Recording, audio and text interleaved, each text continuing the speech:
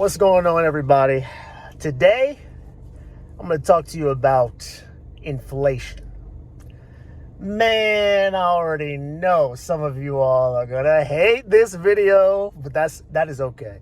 I'm just smiling because of how crippling that used to be, knowing that I was about to produce something that someone was going to dislike. I was like, oh no, oh my goodness. And now it's like, it's funny to me now. But anyway, inflation. So obviously, in the world that we live in 2024, everyone is feeling the pinch in some way, shape, or form. Even if you're doing well, you have likely noticed that prices have gone up significantly from, let's say, 2019, right? So, naturally, the general public is struggling to feed their family. A lot of people can't pay rent. A lot of people are losing their jobs, so on and so forth. When I think about inflation, I think one major phrase comes to mind, and that's "we should have known." And when I say we should have known, I'm talking about the people who have been adults for more than 6 or 7 years. If you've been adulting, you've been paying your own bills, you should know that we've had low inflationary times. Like, we've basically had interest rates all-time lows for like years. It's been the amount of money you could borrow at like a low interest rate with very crap credit, honestly, has been insane. Like, I know people personally who were getting loans, with very little work history to show for it. Like, it's possible. Like, and if you don't believe me, go to any college campus when they have the credit card companies show up at the campus. Like, there's like a whole layout of them giving you free shirts. Some of y'all remember this if you actually went to college. Free shirts, coupons, all to sign you up for their credit card. And these people, most of them haven't worked. So you could just get a credit card these days for nothing.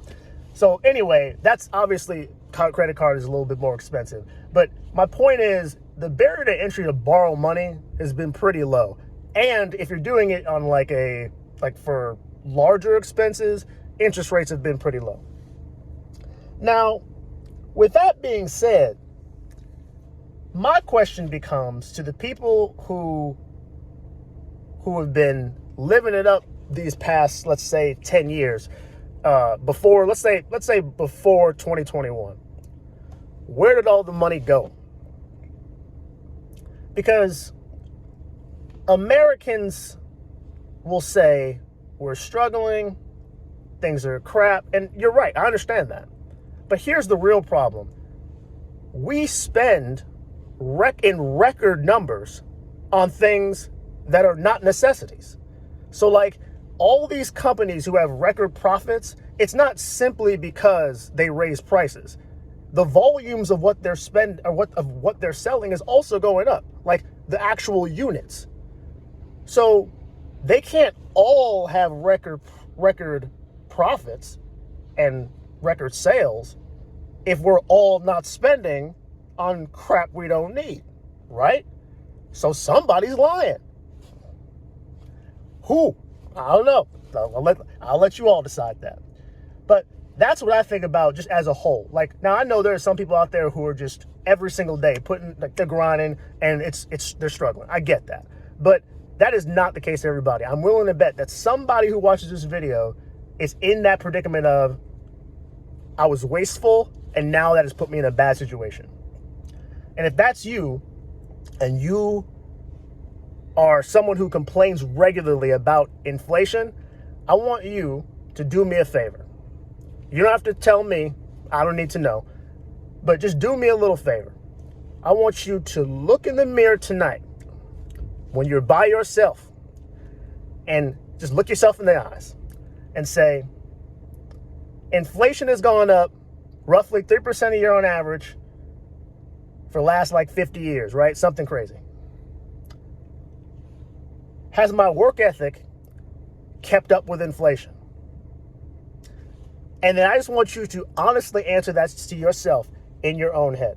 Because here's the thing, the people that I know who have been working like dogs, yeah, they notice the pinch at the grocery store, but they are not just in shambles. Because the people who did the work when it wasn't convenient to do the work, when it wasn't popular to do the work, when it was popular to spend, those people are fine right now. From what I know. I'm sure I could be wrong. I understand.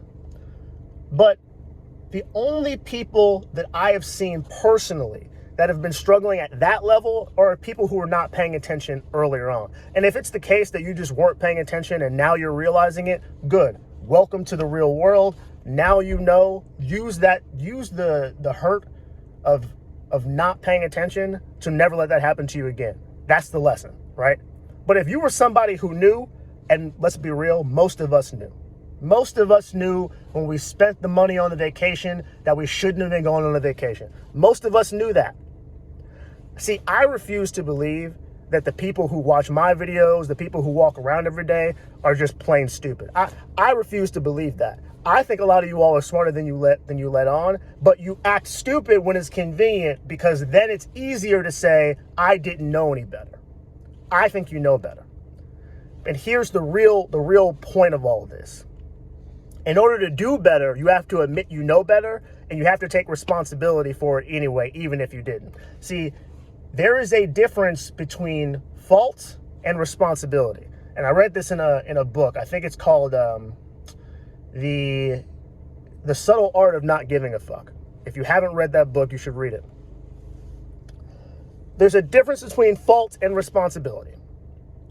Even if something happens to you that's not your fault, it is still your responsibility. I know how unfair that sounds, but life isn't fair. So that's the reality of things. And I can give you plenty of examples. Somebody runs into you, right? You're in a hit and run. You break your arm in a hit and run. The person that hits you, it's not their responsibility to take your ass to the hospital every single week or however many checkups you need. Even if, there might be some legal ramifications for them where they have to pay you something, you are still responsible for nursing yourself back to health because your body is ultimately yours. Your life works the exact same way. It's yours. So even if with inflation, let's just go back to the finance piece of it, right?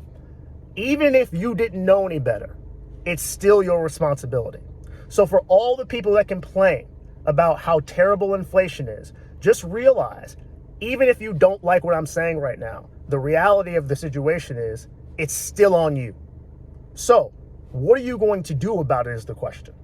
Are you going to continue to complain and hope somebody comes and saves you? Because, that works out really, really well. Or are you going to figure out something so that you don't ever have to blame someone else ever again?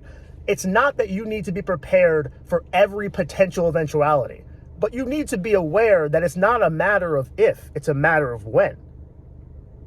Shit just doesn't go well for the rest of your life. That's not how this works. And for the people that it seems like that's happening, it's because they prepared. The people who seem to not get bothered by all the things you're bothered by are not just, immune from those things. It's the fact that they've prepared for that eventuality through usually savings, through some insurance, things like that just make life easier when those things occur. And that's what we got to get in the habit of doing. It's not a matter of being a fortune teller. You don't need to know the future to prepare for it. You just need to understand that hard times are always on the horizon. This whole thing of life is work, all of it. It might not have been your fault, but it is your responsibility. It's always your responsibility. I know you might not like that. That's okay. Because here's the thing. Whether you take my advice or not, nobody else is going to pay your bills but you. So, you choose, Take the time to be honest with yourself about what you have done and what you haven't done. Because I promise you, it might not seem like it today, but there is something far more freeing in taking responsibility for your life than blaming other people. Because once you take responsibility, it simultaneously admits to yourself and to everybody else that you are in charge of where your life goes from here. See, when you blame other people, your life isn't up to you. It's up to everybody else that you've blamed, all those factors that you've placed the blame on. That's where your life is. It's in the hands of everybody else. So yeah, taking responsibility is a lot harder, but it's also a lot more free. So which one do you want to be? Do you want to be someone who carries the load of responsibility, who's free, or someone who has no fault and no responsibility, but also no autonomy, waiting for somebody to save you? You pick. Which one? Anyway, that's what I had on my mind today in the Walmart parking lot. You all have a great day. Later.